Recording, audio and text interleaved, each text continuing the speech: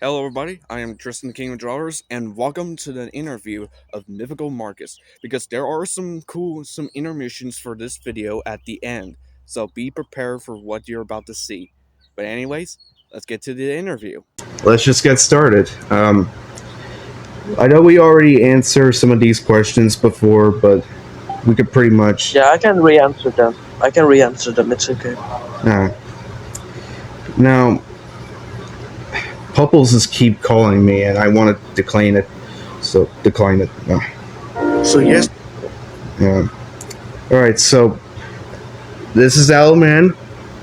Do you plan to create games unrelated to WNAF fan games? And yes. Oh yeah, definitely. I have multiple games I'm working on right now that are separated from ONAF or Hexter games. So they're both are going to be horror games, most of them, and they're going to be first person, and I'm working on them on Unity. Yeah, but we're pretty much like creating a new game. That's pretty much, and I think there's like another Sammy and the Ink Factory game, but it's a pretty different one. Yeah, it is different. Yeah, and also the Purgatory. And I have not seen anyone follow on that game page. It's so weird. Yeah, but that's because people haven't seen anything from it yet. Only like what the chapters' names are gonna be, and a little teaser of like the characters that are gonna inhabit the level. Yeah. Now, for what I could say about the game, we're still like working on the projects that we're doing, so it's gonna be pretty soon. Now, yeah. This one's from Mecha Cat, and he said, "What is the general story of One-Eye Hexters?" Alright, there's a lot that I cannot say about the whole lore because there's a lot of things happened before the first game that would be spoilers, but you will find out when you're playing 1 week at Hexter's mini games. But what I can say is that as everything is going to Hexter's plan, it decided to have fun by creating this whole mansion, like this whole hotel like building called Hexter's House of Horror, where you get kidnapped randomly out of nowhere and are placed on the 5th floor of this whole mansion thing, because I don't even know 100% specifically what it's supposed to be. It's just a horror house that Hexter did, and you're supposed to survive his little game that he made for fun, and that you'll see a lot of things in like every camera, because it's official that Hexter is a hoarder, because like you have seen on camera 1, there's already a bunch of decorations and props made. Yeah, that's the one thing that we're doing, and this whole tire of the sequel is connected to it, because after WNAF 3, it takes like the story to like One Eye Hexters plus 2 when we get Flunky's rehatch, and 1 we get Hexters plus. So that's something. But yeah. And his last question is Hexter and the Lost Purgator connected? And if so, does he and the other villains originate from the same universe, but then each create their own separate timelines, or known as realms, in which they can do whatever they want? The thing is that Hexter created several realms. Like each portal is a realm that each habit like a character habits it that Hexter planned out with them. He created every single enemy as a whole different dimension that he created for every contestant of Hexter every time you die. Usually, when you die, 2 things happen. 1, you either turn to nothing and are gone forever, or 2, you are brought into his whole dimension that is technically a purgatory, where you are forced to go to each realm and survive it and collect things that I will not spoil, and do things and fight bosses that will obviously be a lot inspired by Doors and Dark Deception. And after that, you will have to fight a specific boss that I will not spoil. And after that, you're given a last chance to survive his game. And if you die then, technically, you would just disappear and turn to nothing. And I'm pretty sure that Sammy and the Ink Factory might be connected to that universe or not. I just want to make sure to know. Yeah, I will not say anything about Sammy. So it's not a yes, but it's not a no either. All right, you know, for everyone that are watching this video, it's gonna happen maybe because we were like planning to do like finishing up Sammy Ink Factory first, but I think we got lost track and start working on One Night Hexters Plus. Yeah. Yeah. Yeah, because what the thing is with Sammy, the game didn't feel really original. It just felt like a copy of that one black and white like fan game. It didn't feel so original. So the reason I worked on Hexters instead is so I have more time to plan out on Sammy and make that game more original, because a lot of the mechanics weren't so original. So I had to restart. Yeah, like there were many different versions for it, like remaking like the sprites, the cameras, etc. There were many changes. Yeah. All right, so this one is the same guy that created the FNAF virus. What do you expect for the game, which is like popular YouTubers and non-popular YouTubers? Yeah, I expect that like a few people in the UNAF community, like UNAF News, Nietzsche666, and Talbashan will play my game, and I'm satisfied if just like at least 20 people play my game, because I made Hexter as a passion project and to have fun with myself by making a game like this, and people and other people having fun by playing this game that's a bit more new and something people haven't seen before. Yeah, that's kind of what the experience of what they show, like the gameplay trailer and other types of games, and that's pretty much like anyone, like for like FNAF 1 for example, like Bonnie was going to like run to the hallway, but instead in the game Bonnie did not run, so Foxy did. Just to give like a fun fact. And also I also discovered that Putis or something, the guy who made Bonnie's Boneyard, he actually saw my trailer and liked it, so I possibly will see him play my game as well, which will be pretty cool. I did not know that, to be honest. That's very yeah. If you go to the trailer and look in the comments, you will see him. That's pretty cool.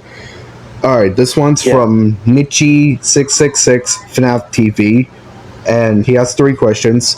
Why was the game's website taken down? Yeah, because there happened a drama with Summer and Mickey and Frat, where Summer basically Summer Official said that bullying is right, and it's obviously not right, and it's pretty weird thing for him to say, since he apparently is a Christian when he obviously is not a Christian, and that made him he took that whole discussion argument thing into Recracked server, where I had to time him out since he broke over 3 rules, and then he caused him and Mickey Frat to bully me and AGT. And eventually, when I was asleep and woke up, I discovered that AGT got attacked by Summer Official, Mickey and Frat, and his other friends, which got me so mad and tired of the community, since a lot of things happened. It made me delete my account since I was so tired of everything. So that eventually caused Hexters and a few other games to, vanish, sadly. But when HT like talked to me and made me like obviously what's the word?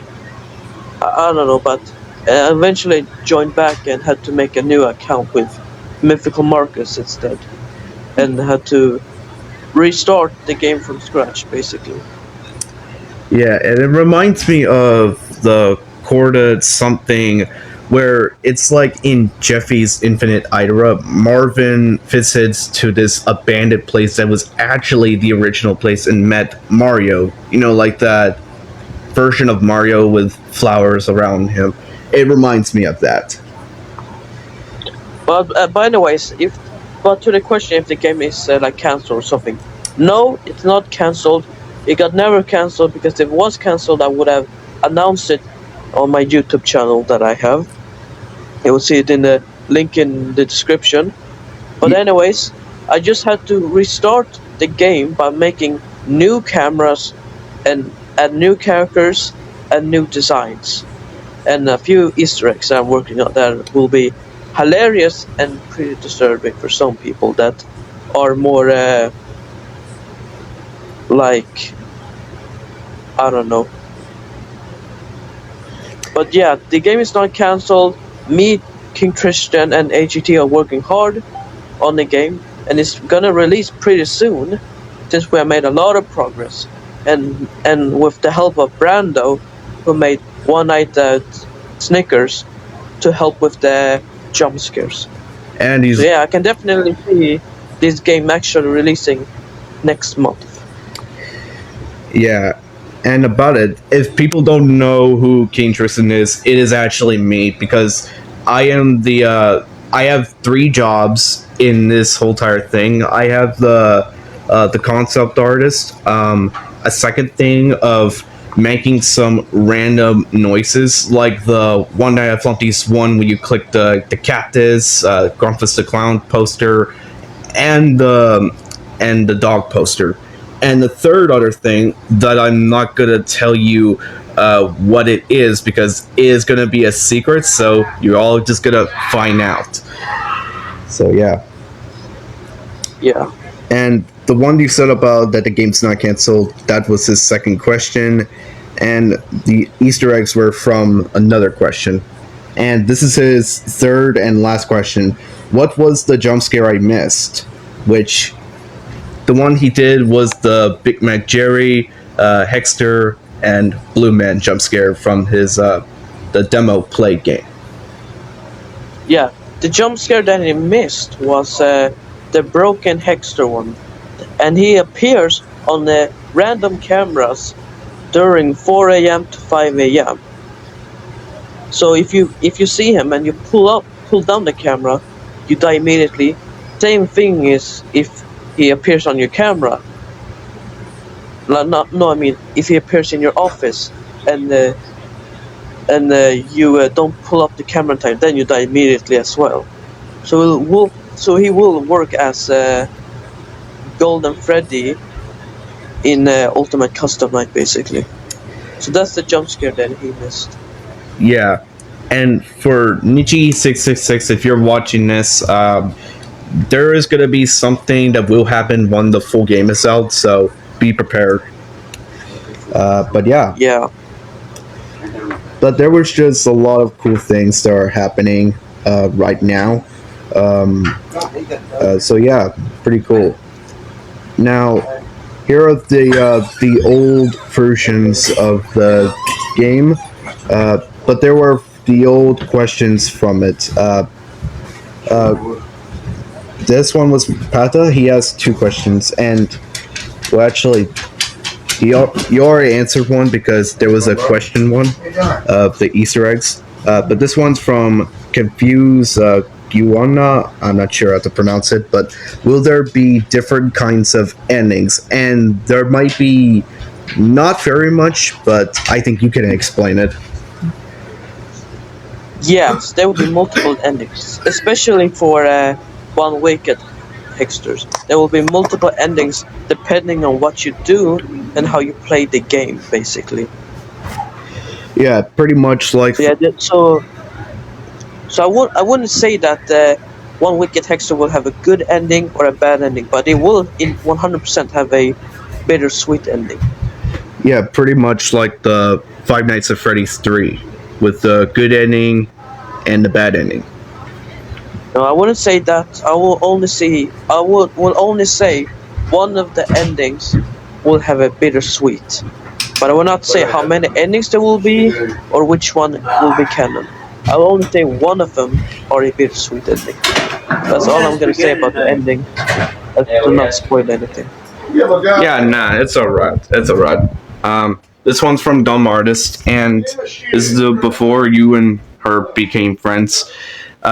When you finish one game instead of making 50 new ones? Okay, dumb artist, I cannot promise anything, man. I just love creating games, man. So you cannot stop me, man. Like, Yeah, I know you're watching this, dumb artist. yeah, I don't mind if you make a bunch of new game ideas. I really don't care. Yeah, but the thing is that why she says that is that because like I can have like over 10 games and I'm only working on one, and the other games will just like basically like rot in my basement. But the thing is about that is that I have unlike a few people that are working on games, I have more time to work on other games than other people, since I obviously am a college dropout, so I have more times to work on more games at the same time, which obviously takes a lot of time, but I still make progress with almost all the games that I have made on GameShot. Yeah, and for people that do not know, my secret game will happen and will start in development next month, because I'm still trying to find uh, a second coder, because there's going to be a lot of different coding, and I'm going to try to get an animator. And from that, I am the lead developer of my own secret game, and Mythical's pretty much the main artist, and also the first coder. Yeah, Yeah, pretty much. it So will be awesome. yeah, it'll be pretty cool. You all will see what it is. Um, but for people that did not know about One Night at Hexter's Plus, there was a second coder named Oliver the Sunnyhead. She joined, like, before I joined the team, she joined the Mythical for One Night at Hexter's Plus, because was good because Mythical like gave her some of like the cameras, the office, and everything, and she basically just coded the parts of the game. But then she left the team by doing some other projects, maybe working with Recracked, or maybe on her own No, games. I can answer this one more. Like, I'm not gonna go to 100% detail because, once again, she and I are friends again. I don't want to start another thing just by talking about the old drama that basically happened. But she actually was more of my personal coder, since I was busy, like, making all of the sprites and assets and everything. So she became like my personal coder, where she also, at at the time, coded an old version of Sammy at the Ink Factory. But after a post that I made, which she found offensive, she decided to quit. And yeah, but it's a whole nother story that I obviously won't go into detail, just for her to not get harassed, because I don't want people to like think of her negatively, that she quit just because of a post that she found offensive. But yeah, but she's back now. She and I are friends, and I'm helping her with her new game. Oh yeah, and Yeah, I'm helping with her as well. But yeah. I hope she's doing all right. I'm not sure what she's up to now, but yeah. Let's get to the next one. This one's from Pada, and he said, "What is Hexter's IQ?" And it's pretty much infinite, as you could say. Yeah, that's the thing with his IQ level, is that it's mostly random. His IQ level is infinite, but for specific situations, he can make himself dumb as a rock, and he will only become dumb as a rock when he knows in a situation that no one will like secretly try to backstab him, because he can obviously the present, future, and the past, so he knows when he can become very intelligent or a dumbass, basically. Oh yeah. All right, and this one's from that. What is your favorite WNAF jump scare and your game jump scare for like your own personal projects? All right, for the first one, I would say Golden Flumpty, because I love his design and his jump scare, how it was very unique. The second one would be again be Golden Flumpty and Birthday Boy Blam and Flumpty, because at that time I used to draw so many drawings of those specific jump scares. The third one would be everyone except for Redman, because I thought that jump scare was pretty, didn't look very detailed as the rest. And for 1 week at Flumpty's, I would say everyone except for Birthday Boy Blam and Grunkfuss. Yeah, and there For were my game, I would say Hexter, Scrapped, Big Mac Jerry, Smoke Cash, and Broken Hexter. yeah. But for me personally, my favorite jump scare of the one that hit Flumpties is probably, I guess, Champ and Chump, because of their designs of the jump scares it did. Not like the old designs, but the new ones. They just look so cool. Oh yeah, I can agree with that. Yeah, it's pretty. The thing is that I don't personally like that they removed the Mummy Beaver, because that one what made him special. Because now he's just a half dead beaver, and I don't like that much. I prefer him being a like half dead Mummy Beaver, not just a half dead beaver with just like ribs showing. It's not very original, in my opinion, at least. Yeah.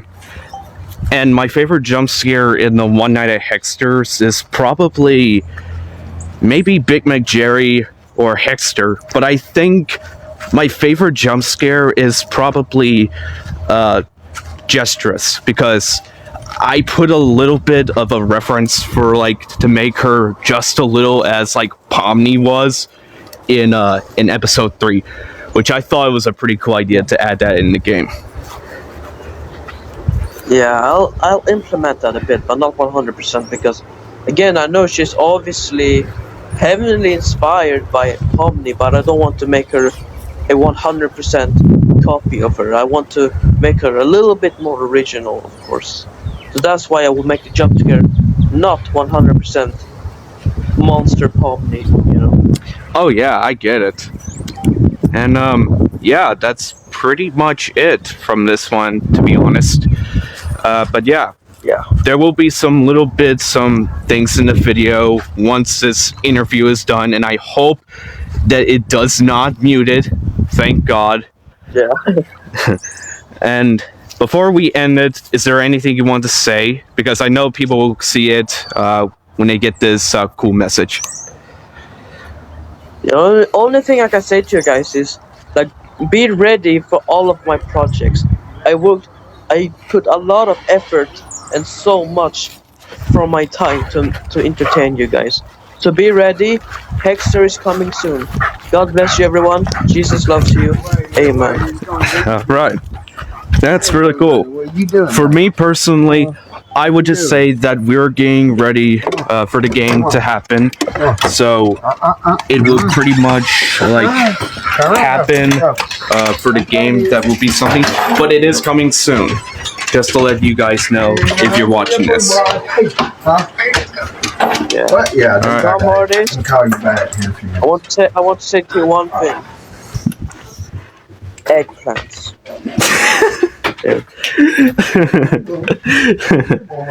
Alright, yeah, that's pretty much it. Alright, now it's time for all of you that you're waiting for. Here are some cool screenshots from the game, which is One Night at Hexter's Plus, and there might be re-changes to it.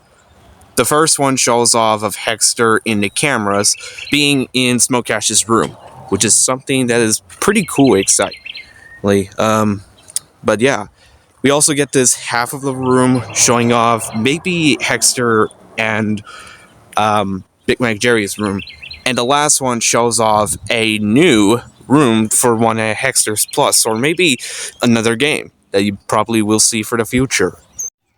And before I end this video, Mythical wanted me to shout out to every people in the One Night at Flunkies community. Sibylle Magazine, Jonathan T, Endry, Grassdye, Nerve, I think Workday, Shadow Inksense, AJT, Dumb Artist, and everyone in the WNAF community. I'm Tristan the Kingdom Drawers here, and see you next time.